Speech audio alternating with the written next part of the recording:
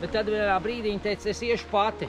Un viņa tad tik ilgi gāja, kamēr nogāja līdz galam. Roberts Riekstiņš no Atpūtas parka Laumas.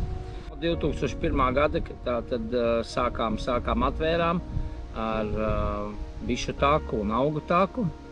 Takas bija brīdis, ka katru gadu nāca pa jaunai takai klāt. Kopā ir kāds 8. Un tad 23. sezona šogad, jā. Sporta takā var pārbaudīt savu veiklību, līdzsvaru sajūtu, atraktivitāti un sacensties uz laiku. Šis ir tāds lielais, smagais stienīts.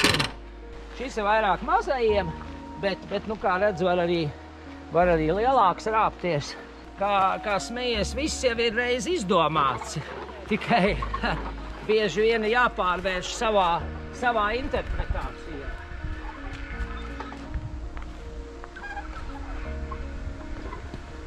Čaldu dabojam tepat, tīram zāģējam atvases, visas lazdas ļoti labi šķaldāja.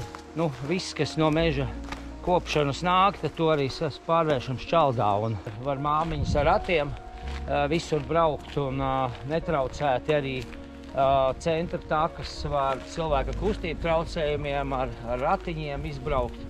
Pa kreisi mums turpinās meža taka ar disku golfu, meža golfu.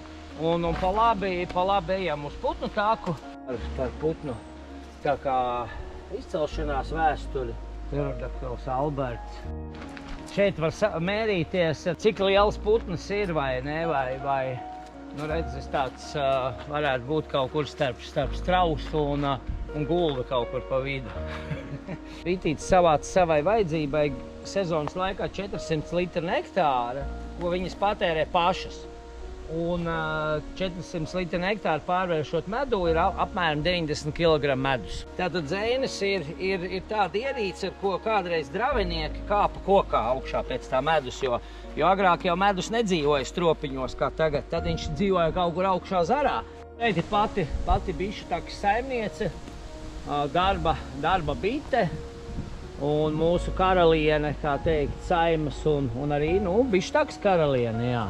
Iekļaujot sporta, putnu, bišu un augu taku, tas ir nepilni 2 km, un garais loks meža taka, iekļaujot discgolfu, meža golfu, ir bišķi pār pa 2 km, tas nozīmē, kopā kaut kādi 5 km pastaigas sanāk. Bišu un sporta taka ir tādas, galvenās no visām takām.